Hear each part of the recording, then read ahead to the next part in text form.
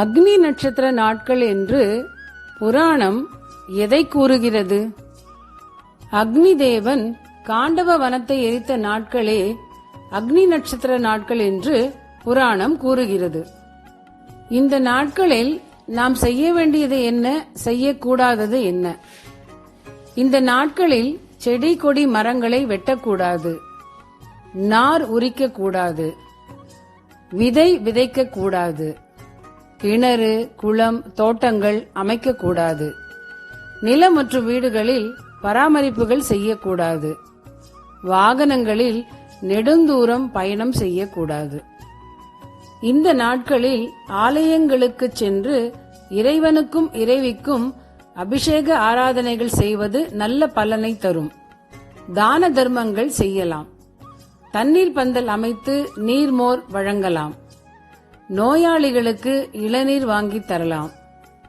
உடல் ஊனமுற்றவர்களுக்கு காலணி குடைகளை வழங்கலாம். ஏழை எளியவர்களுக்கு தயிர் சாதம் அளிக்கலாம். அந்தணர்களுக்கு விசிறிதானம் அளிக்கலாம். அக்னி நட்சத்திர காலகட்டத்தில் மாரியம்மன் கோயிலுக்கு சென்று மாரியம்மனை வணங்கி அபிஷேக ஆராதனைகள் முடிந்த பின் பானகம் வழங்குவது நல்ல பலன்களை தரும். பரணிக்குரிய துர்கையையும் ரோகிணிக்குரிய பிரம்மாவையும் சந்தனாபிஷேகம் செய்து வழிபட வாழ்வில் வசந்தம் வீசும். நம் உடல்நிலை பாதிக்காமல் இருக்க அக்னி நட்சத்திர காலகட்டத்தில் காலை வேளையில் பூஜை அறையில் சூரியனுக்குரிய மாக்கோலத்தை பூஜை பலகையில் போட்டு சூரிய காயத்ரி மந்திரத்தை தினமும் 21 முறை ஜபிக்கலாம்.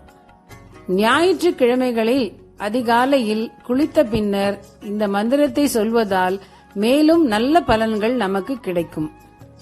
இந்த சூரிய மந்திரம் நம் மனதை ஒழுங்குபடுத்தி அமைதியையும் நற்சிந்தனையையும் தரும். அதேபோல் சூரிய நமஸ்காரம் தெரிந்தவர்கள் இந்த சூரிய நமஸ்காரத்தை செய்வது நம் உடலை வளப்படுத்தி எந்த நோயிலிருந்தும் நம்மை பாதுகாக்கும். சூரிய காயத்ரி மந்திரம். ஓம் ஆதித்யாய வித்மஹே மார்த்தாண்டாய தீமஹி தன்னோ சூரிய பிரச்சோதயாத். ஃப்ரெண்ட்ஸ், இதுவரைக்கும் இந்த சேனலை சப்ஸ்கிரைப் பண்ணாம பார்த்துக்கிட்டு இருக்கிற நீங்க இந்த சேனலை சப்ஸ்கிரைப் பண்ணி வச்சுக்கோங்க. பெல் ஐகான் ஆல் பட்டனையும் பிரஸ் பண்ணிக்கோங்க. நான் போடுற எல்லா போஸ்டும் உங்களுக்கு நோட்டிபிகேஷன்ல அப்பதான் கிடைக்கும். தேங்க்யூ.